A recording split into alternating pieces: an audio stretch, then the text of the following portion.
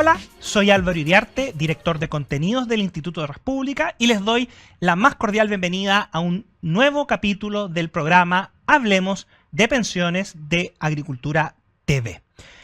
El tema que nos convoca hoy en este proceso de conocer nuestro sistema previsional tiene que ver con la recurrente pregunta: ¿cómo se calcula el monto de la pensión? Y aquí tenemos dos conceptos que son claves: tasa de reemplazo y tablas de mortalidad. Vamos a ver en primer lugar la tasa de reemplazo. Y esto es el porcentaje en que el monto de la pensión reemplaza, como lo dice su nombre, los ingresos que la persona recibía mientras trabajaba. Depende de la base de cálculo que se utilice. Por ejemplo, se puede decir que la tasa de reemplazo se hace en función de los últimos 3 meses, de los últimos 6 meses o del último año de salario del trabajador. O bien tomando el promedio de sueldo en un periodo de tiempo determinado o durante toda la vida laboral. Además, se incorporan elementos como: ¿se consideran o no las lagunas previsionales? Es decir, no existe un único criterio. ¿Quieren un ejemplo? Si tomamos el último sueldo de un trabajador antes de jubilar, equivalente a 1 millón de pesos, la pensión de jubilación que obtiene es de 600.000 pesos, enfrentamos entonces una tasa de reemplazo del 60%, pues el monto de la pensión corresponde al 60% del monto utilizado para la base de cálculo. Si ocupamos, por ejemplo, los años de cotización, la mediana de la tasa de reemplazo de la pensión autofinanciada es un 4% para las personas que cotizan hasta 5 años y sube hasta el 42% para los que cotizan por más de 40 años.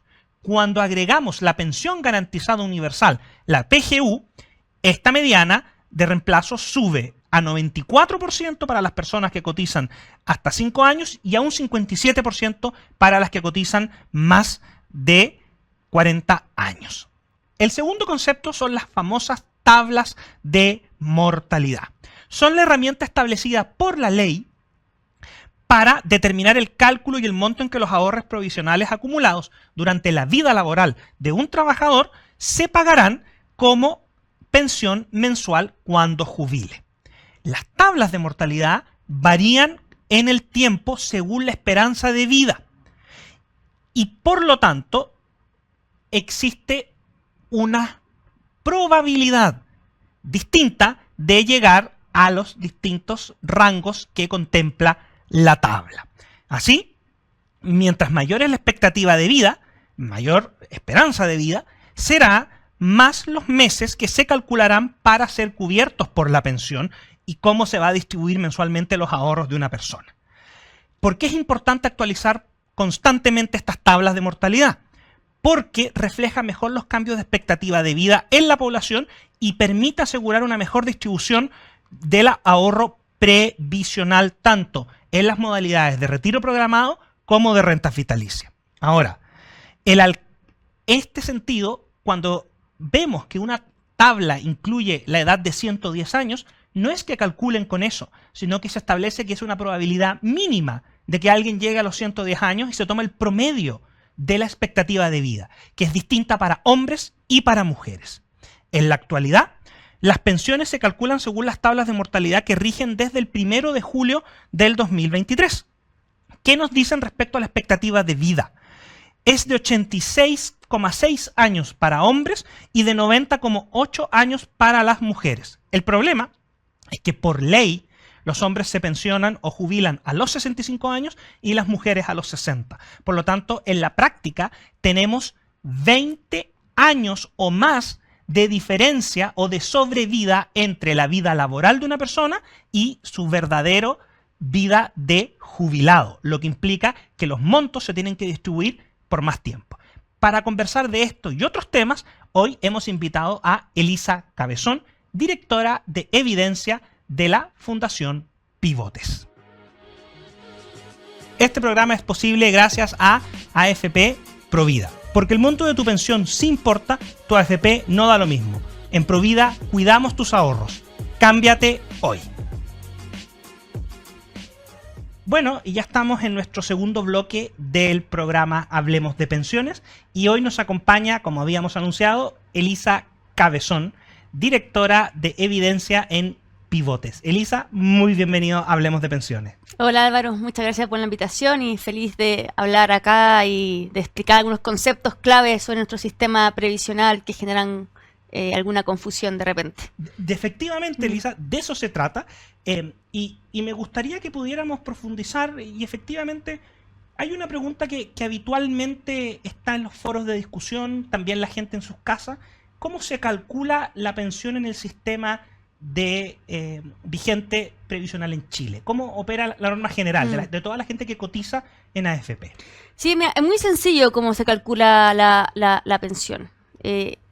Lo que uno hace para determinar el monto de la pensión de cada persona, al momento de jubilar, por ejemplo, un hombre que jubila a los 65 años, se toma todos sus ahorros previsionales, todo lo que logró cotizar durante su vida laboral, ahorrar. Perfecto. Y ese ahorro se debe distribuir asumiendo que va a vivir hasta la expectativa de vida. ¿Okay? ¿Qué es la expectativa de vida de la edad de jubilación? Es cuánto viven en promedio las personas desde que jubilan hasta qué edad van a llegar en promedio. Así, es una proyección. Una proyección. Ya. Por ejemplo, si de cada 100 hombres, ¿ya? Cada 100 hombres, el 50% va a vivir, se espera que viva hasta los 80 años, y el otro 50% se espera que viva hasta los 90, en promedio los hombres están viviendo hasta los 85. Perfecto. Esa es la expectativa de vida. Entonces los hombres a los 65 años, su pensión se calcula suponiendo que van a vivir hasta los 85 años de vida. Así se calcula la expectativa de vida y así se calcula el monto de pensión mensual de los jubilados. Con las mujeres es lo mismo. Con las mujeres, ellas se jubilan 5 años antes, se jubilan a los 60 años. Correcto. ¿Ya? Y su expectativa de vida, las mujeres en promedio, al jubilar, viven hasta los 91 años. No hasta los 85, hasta los 91 años. Es mayor la expectativa. Mayor. Se jubilan 5 años antes y espera que su periodo de jubilación dure además 5 años adicionales. O sea, en total son 10 años más que su ahorro provisional se debe distribuir. Y eso hace que el monto de la pensión de la mujer, una mujer que se jubila con la misma cantidad de ahorro que un hombre, como se tiene que distribuir por 10 años más, su monto de pensión es menor que el de hombre, a pesar de que haya ahorrado la misma cantidad que su paralelo masculino. Mira, qué bueno que tocaste este tema. Hay varios puntos que a ver si podemos explicarle a la gente que nos está viendo. En ese sentido, cuando tú dices que se consideran todos los ahorros previsionales que logra generar una persona, eso incluye el pilar contributivo obligatorio y también incluye los que han hecho ahorro voluntario. Exactamente, se suman los dos. Lo que tú cotizáis obligatoriamente, o sea, la gente que tiene un empleo formal, correcto, todos los meses te tiene que llegar la cartola de que un 10% de tu sueldo se fue a su AFP, que es la cotización obligatoria. Y además las personas voluntariamente pueden ir aportando parte de su sueldo o de otros ingresos a su cuenta voluntaria. Cuando te jubilas, se toma la cuenta obligatoria más la cuenta voluntaria y se suman los montos y con eso se calcula tu monto de pensión. Perfecto. Ahora, tú mencionabas que en el caso de las mujeres pueden trabajar y cotizar lo mismo que su contraparte masculina, pero por el hecho de tener una expectativa de vida mayor, se distribuye de manera distinta el monto efectivo de la pensión que saca. No solamente que viven más, sino que además jubilan 5 años antes. A eso vamos. Los dos efectos. ¿Cómo esto se vincula con un debate que pareciera, Elisa, que ha estado ausente, que es la edad de jubilación? O sea, la edad de jubilación en Chile está desacoplada en la actualidad respecto de la expectativa de vida. ¿Cómo lo ven ustedes? ¿Cómo han podido verlo en Pivotes este fenómeno? El hecho de que, como te expliqué, que el monto de la pensión se determina por la cantidad que lograste ahorrar y por la cantidad de años que espera que dure tu periodo de jubilación. Si una persona logra postergar su jubilación, ¿qué provoca eso? Provoca que su ahorro esté más tiempo acumulando intereses. Perfecto. ¿Ya? Y además ese monto ahorrado con más intereses se tiene que distribuir por una menor cantidad de años. Como se distribuye por una menor cantidad de años, ¿qué provoca? Que el monto mensual de la pensión aumente. ¿Ya? Perfecto. Esto es el efecto cuando tú postergas la edad de jubilación. ¿Qué ocurre con las mujeres? Si una mujer, en vez de jubilar a los 60, logra postergar su jubilación y se jubila a los 65, O sea, al son igual que los 5 hombres, años más, más. igualando la edad, ya. su jubilación, el monto de su pensión, puede aumentar entre un 30 y un 40%. Lo que es mucho para un efecto de Un 40, pensión. un aumento de un 30-40% es mayor que cualquier efecto que está prometiendo el gobierno en su reforma de pensiones. Es un efecto súper grande. Solamente postergando 5 años. Ahora, postergar 5 años es un desafío. No es algo que salga fácil. ¿Por qué es tan complejo? Porque, antes de decir por qué es complejo, este efecto de postergar también ocurre con los hombres. Si un hombre, en vez de jubilarse a los 65, se jubila a los 67, posterga 2 años, el monto de su pensión autofinanciada, o sea, con el ahorro voluntario más el ahorro obligatorio, aumenta en un 15-17%. Se jubila. Ya. ¿Ok? Entonces, ahora, ¿cuál es el desafío? Okay, hay que postergar la edad de jubilación. ¿Ayuda a aumentar la pensión? De todas maneras, por un tema aritmético. Pero ese desafío tiene que ir siempre de la mano con otro, que es el mercado laboral de los adultos mayores. ¿Y acá qué ocurre, Álvaro? Cuando tú te metes a ver el empleo formal de las personas, Correcto. por rango de edad, a medida que las personas se van acercando a la edad de jubilación, el porcentaje de la población que tiene empleo formal va cayendo, se va debilitando. O sea, a alguien que está entre los 55 y 60 años de edad, para él es más difícil tener un empleo formal que un joven que está entre los 30 y 35 años. O sea, a medida que uno va envejeciendo, el mercado laboral formal se va debilitando. Elisa, ¿te puedo hacer ¿Sí? una pregunta ahí? ¿Ese mercado laboral formal que está entendido no solamente con las personas que tienen un contrato de trabajo, sino que podría ser alguien que esté emitiendo boletas de honorario y con la ley vigente tiene obligación de cotizar o nos estamos refiriendo solo al contrato? Incluye a los dos. Ya. Esta estructura que se va debilitando incluye a los dos. Ahora, el Perfecto. boleto honorario cotiza por menos, Sí, un porcentaje claro. menor, no el 10%, creo que está ahora en un 2 o 3%. Entonces, es un empleo formal más débil. Eso. Ya. Pero también ocurre lo mismo. Entonces, ¿cómo lo vemos en pivotes? En pivotes, lo que nosotros proponemos es lograr postergar la edad de jubilación junto con medidas que faciliten y fortalezcan el empleo formal de los adultos mayores. Perfecto. ¿Ya? Tienen que venir de la mano. Y yo creo que este es un tema que ha sido tabú. Cuando uno habla de postergar la edad de jubilación, es un tema que te dicen que es muy duro hablar de eso, que es muy injusto con los adultos mayores, pero yo creo que es un tema un desafío en Chile que tenemos que enfrentar y que tiene que generar una conciencia social, de que tenemos que lograr que las personas de mayor edad puedan seguir trabajando y lograr postergar su edad de jubilación para poder aumentar el monto de su pensión cuando se jubilen. ¿Y por qué esto es tan importante? Porque la expectativa de vida año a año ha ido aumentando. Correcto. A medida que aumenta la calidad de vida de las personas, que aumenta la salud, las personas viven por más tiempo. Lo que es bueno, pero eso implica un mayor desafío para nuestro sistema de pensiones, que tenemos que financiar la pensión por una mayor cantidad de años. Entonces tenemos que enfrentar esa realidad, tenemos que enfrentar ese desafío y generar conciencia social sobre esto en Chile y sin miedo a las represalias que te pueda enfrentar de algunas personas. Ahora, yo veía mientras estabas conversando, perdón, yo pensaba en lo siguiente, Elisa. ¿Qué ocurre? Porque efectivamente pareciera que el sistema de pensiones siempre tiene en vista trabajos físicos y muy pesados. Entonces, claro, cuando yo pienso en una fábrica, en una industria pesada, o en un trabajo como la minería, o eventualmente como la pesca, parece bastante lógico este fantasma que tú mencionabas, Exactamente. este tabú de, oye, ¿cómo Exactamente. vas a extenderle 5 años más y lleva todo una... Pero hoy día, en el caso de Chile, parte importante de la fuerza laboral está destinada a los servicios, a otro tipo de trabajo. ¿Cómo eso influye también en el debate para esta discusión? Eso es muy bueno que me lo nombré, Álvaro, porque es una realidad que hay que hablar. O sea, hablar de postergar la edad de jubilación y que los adultos mayores estén más tiempo trabajando es muy distinto para diferentes realidades en el país. Un constructor que está todo el día, Sí, claro. hasta toda su vida laboral con carga física, postergar un año más la jubilación debe ser durísimo para él. ¿Ya? Sí, O una claro. trabajadora que ha hecho toda su vida tareas de limpieza o aseo, auxiliares, están todo el día haciendo actividades físicas. Física, sí. Ellas ya mucho más desgastadas que, por ejemplo, yo que soy una analista, que estoy todo el día sentada en el Excel o escribiendo con un café al lado. Claro. O sea, yo llego a un estado a los 5 años mucho mejor preparada para postergarla que la otra mujer. Entonces, yo creo que tenemos que haber medidas que se adecúen a diferentes realidades. Y creo que hay países que han distinguido por áreas de trabajo. Ah, mira qué interesante. Entonces, si tú haces trabajos más físicos, te reconocen ese esfuerzo. Ahora, si tú haces tu tipo de trabajo no te requiere una carga física y tú llegas en un estado que te permite seguir postergando, hacer medidas que faciliten esa participación laboral.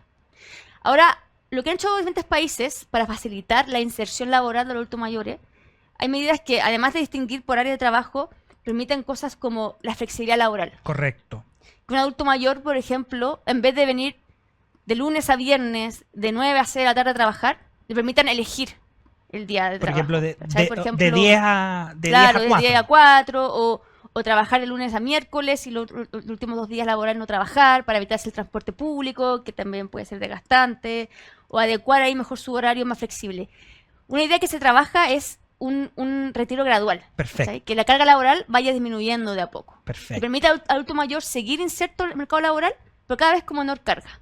Que no sea una salida brusca de una, sino que de a poquito pueda ir retirándose del mercado laboral y postergar la edad de jubilación. Eso es una idea que yo he escuchado, que la encuentro muy buena y que puede ayudar. Y lo otro es también generar conciencia a nivel de empresa, de valorar a sus trabajadores mayores. Hay muchos trabajadores, adultos mayores, que quieren seguir trabajando, sí, claro, que quieren seguir aportando. Por distintas razones. Porque les gusta trabajar, sí, porque quieren el sueldo, o porque lo necesitan derechamente. ¿Y qué ocurre? Que no se sientan tan valorados en la empresa, y hay empresas que pueden forzar su salida. Y creo que generar una conciencia del valor que tiene ese trabajador en la empresa. Por ejemplo, que los trabajadores de mayor edad hagan mentorías a los más jóvenes, que le transmiten la cultura de la empresa que ellos han vivido, que den consejos. Se puede encontrar ahí un espacio donde ellos pueden entregar un valor a la organización empresarial y que les permita mantenerse más tiempo activo. Yo creo que algo que, Álvaro, hay que generar conciencia de eso en Chile y sacarle el tabú. Cuando tú te pones tabú, ¿qué es lo que haces? Tú cierras los ojos ante un gran desafío y problema que tiene Chile. Yo creo que hay que encararlo y mirarlo con una amplia mirada. De todas maneras, estamos conversando con Elisa Cabezón, directora de evidencia de Pivotes, aquí en Hablemos de Pensiones.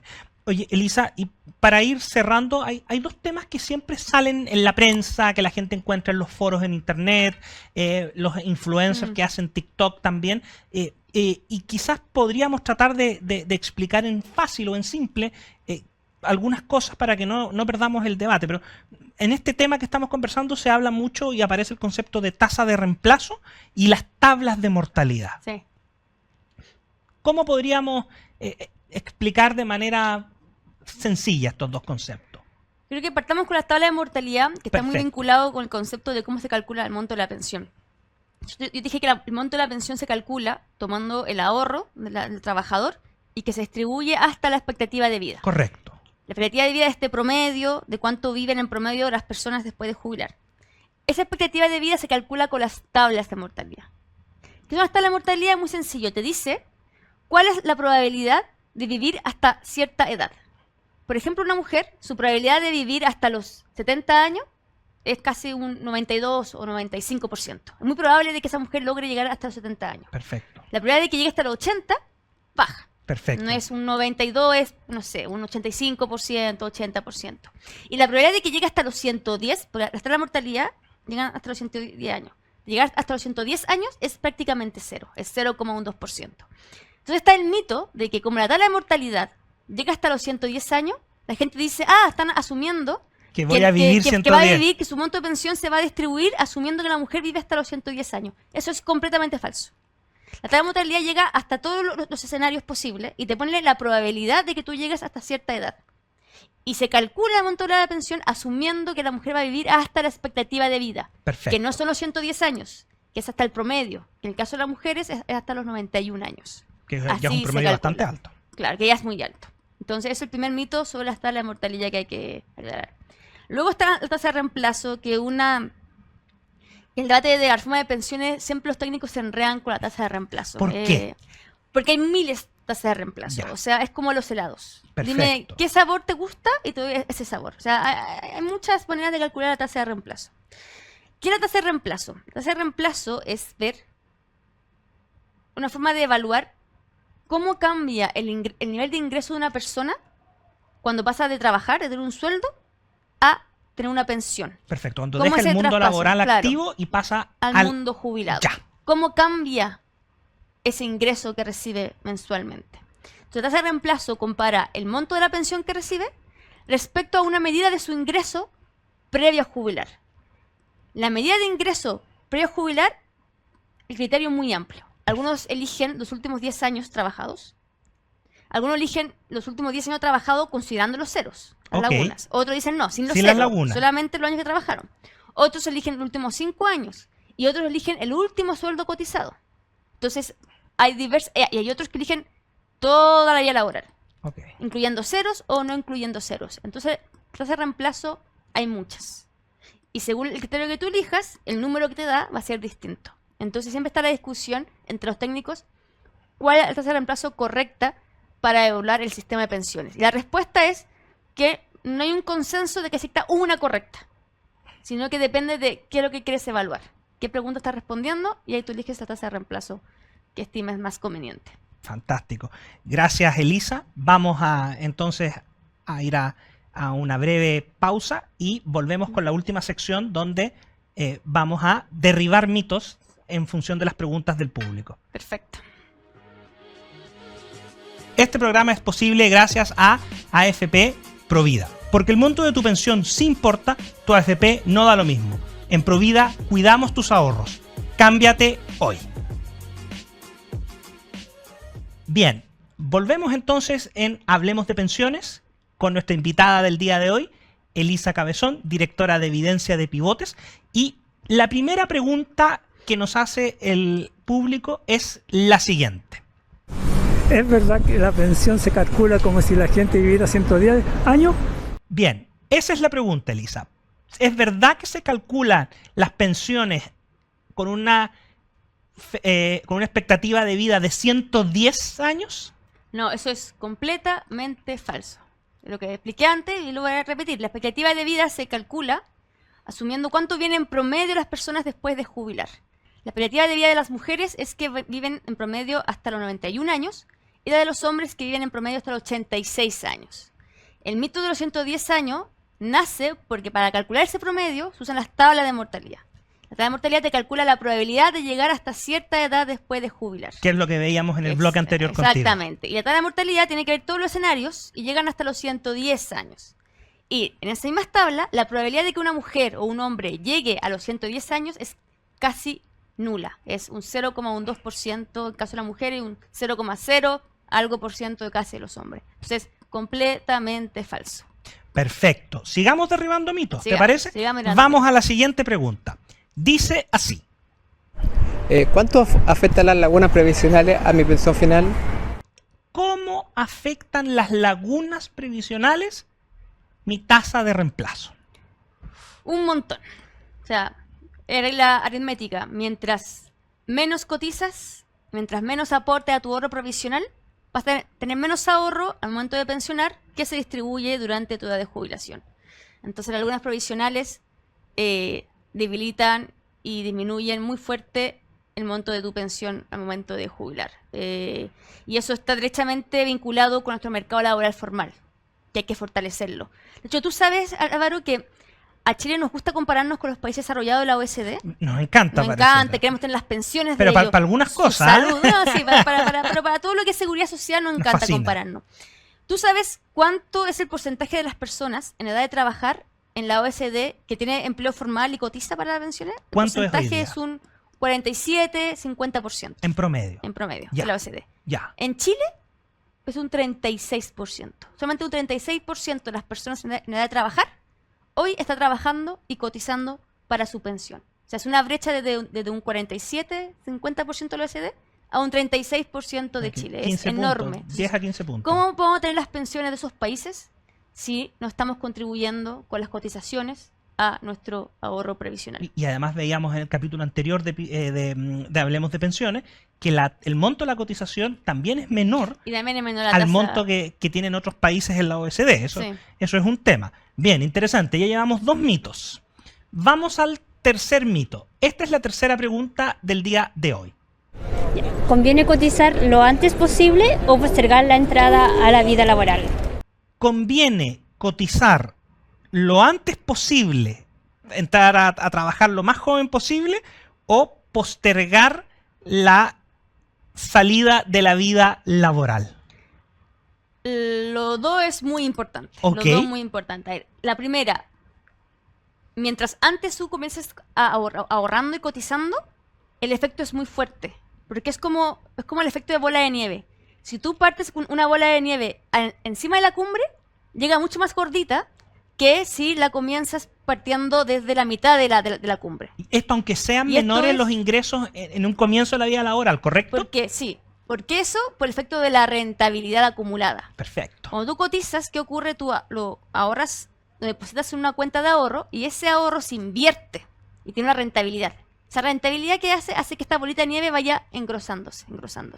Entonces la rentabilidad acumulada, el efecto de rentabilidad acumulada que genera en tu ahorro final es mucho mayor si comienzas cotizando desde más joven. Es decir, si partes con la bola de nieve encima de la cumbre, que si no sé, a los 20 años, que si comienzas cotizando a los 40 años, en la mitad de la cumbre. Ujú. Entonces, por efecto de rentabilidad, es mejor cotizar desde el inicio.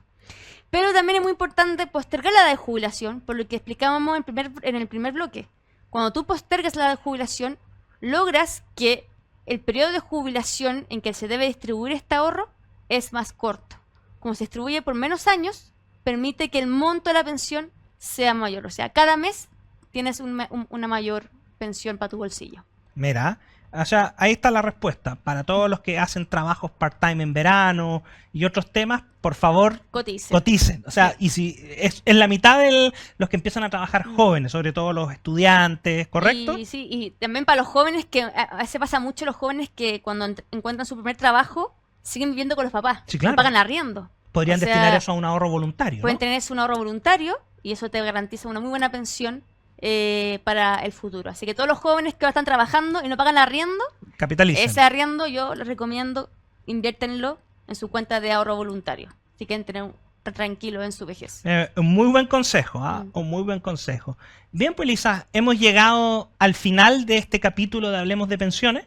Te agradecemos habernos acompañado el día de hoy en este proyecto que tenemos de dar a conocer y que la gente pueda entender de mejor manera el sistema previsional chileno en medio de un contexto en donde los sistemas previsionales están sometidos a presión, donde existen modelos que han fracasado más de una vez en distintos lugares, en épocas distintas, y donde el modelo chileno de alguna manera ha ido generando una cierta estabilidad, ya se ha hecho cargo de algunas cosas, pero que por supuesto tiene reformas y cambios pendientes como cualquier otra institución. Así que muchas gracias por acompañarnos, Elisa Cabezón, directora de Evidencia de Pivotes. Muchas gracias, Álvaro, y a todos los que nos están escuchando en este programa.